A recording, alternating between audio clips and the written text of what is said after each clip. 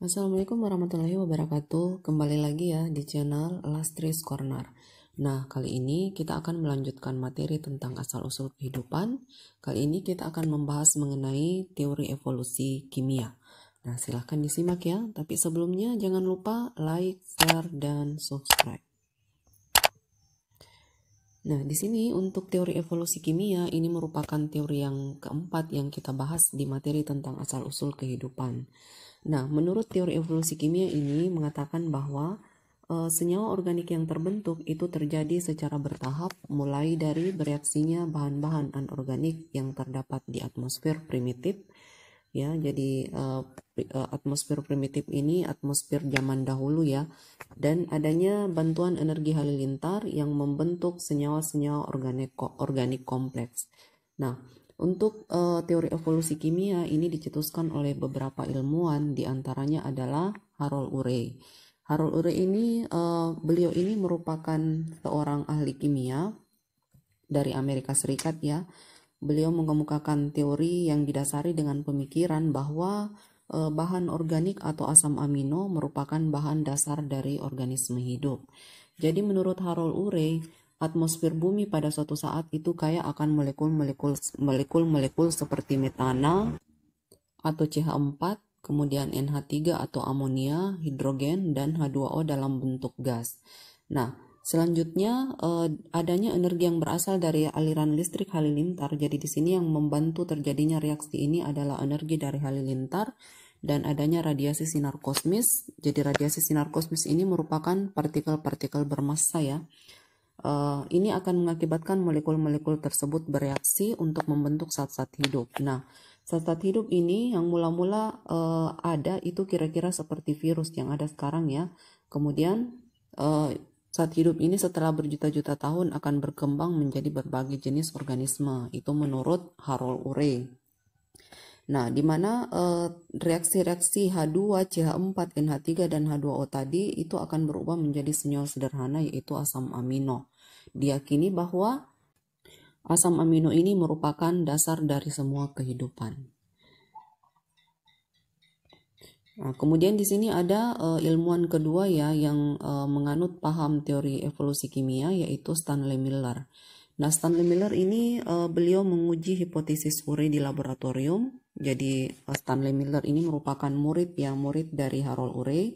Dia berhasil menciptakan alat percobaan. Jadi Stanley Miller ini melanjutkan percobaan Harold Urey dan berhasil menciptakan alat percobaan di laboratorium untuk membuktikan teori yang disampaikan oleh Harold Urey.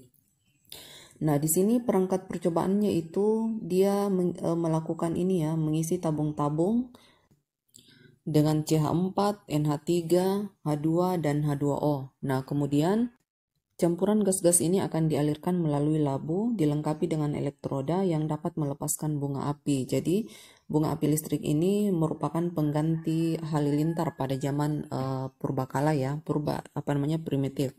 Nah, di sini ini dialirkan listrik ya kurang lebih selama 1 minggu dengan tegangan tinggi itu sekitar 75.000 volt. Ini sebagai pengganti kilatan halilintar yang terjadi pada saat itu. Nah, setelah percobaan ini ternyata ditemukan beberapa jenis asam amino. Jadi dari hasil reaksi tadi itu dia membentuk asam amino. Nah, asam amino ini merupakan zat penyusun protoplasma makhluk hidup. Jadi dasar dari semua kehidupan ya. Dalam artian semua makhluk hidup pasti mempunyai asam amino. Nah, pada temuannya ini asam amino tersebut itu belum menunjukkan gejala hidup. Kemudian ini merupakan perangkat percobaan dari Stanley Miller. Jadi di sini di bagian alat ini Stanley Miller memasukkan campuran gas-gas tadi yaitu metana, amonia, uap air dan hidrogen. Kemudian dia menambahkan listrik ya, aliran listrik sebesar 75.000 volt. Ini merupakan pengganti dari halilintar pada zaman itu.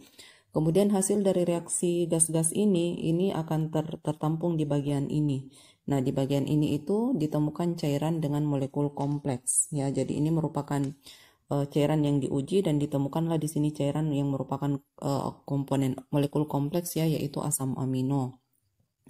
Nah, percobaan ini sebenarnya dirancang persis sama dengan bumi zaman purba. Jadi dia menggunakan rancangan bumi zaman purbakala ya. Kemudian dilakukan reaksi dengan penambahan zat-zat tadi. Jadi beberapa ilmuwan di sini melakukan percobaan Miller lebih lanjut ya dengan melakukan penambahan komposisi lain. Ternyata di sini bisa dihasilkan adenin dan gula sederhana seperti ribosa bahkan ATP ya. Jadi menurut penelitian lanjutannya.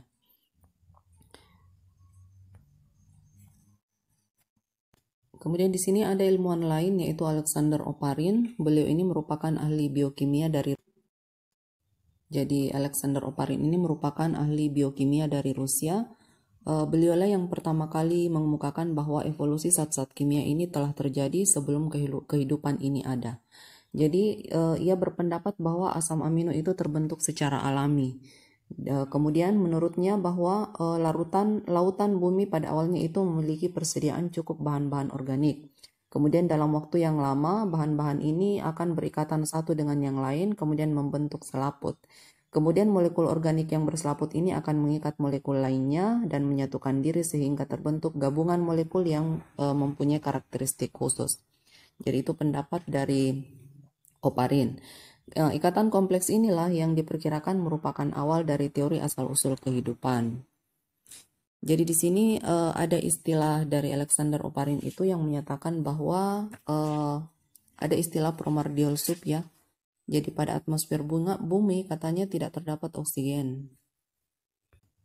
Hanya memiliki air, karbon dioksida, metana dan amonia ya. Jadi ini mirip dengan teori evolusi Stanley Miller ya. Jadi mirip dengan teori asal-usul dari Stanley Miller yang mengatakan bahwa zat-zat ini nantinya akan bereaksi. Jadi amonia, air, karbon dioksida, metana itu akan bereaksi. Kemudian dia akan membentuk molekul organik sederhana. Jadi di sini dia istilahkan itu sebagai primordial soup ya. Jadi primordial soup itu berisi merupakan lautan yang berisi materi-materi ya, materi-materi zat-zat organik tadi yang nantinya akan bereaksi kemudian akan terbentuk asam amino dan nukleotida ya. Jadi seperti itu menurut Alexander Oparin. Oke, sekian untuk materi asal-usul kehidupan, semoga bisa dipahami ya. Jangan lupa like, share, dan subscribe.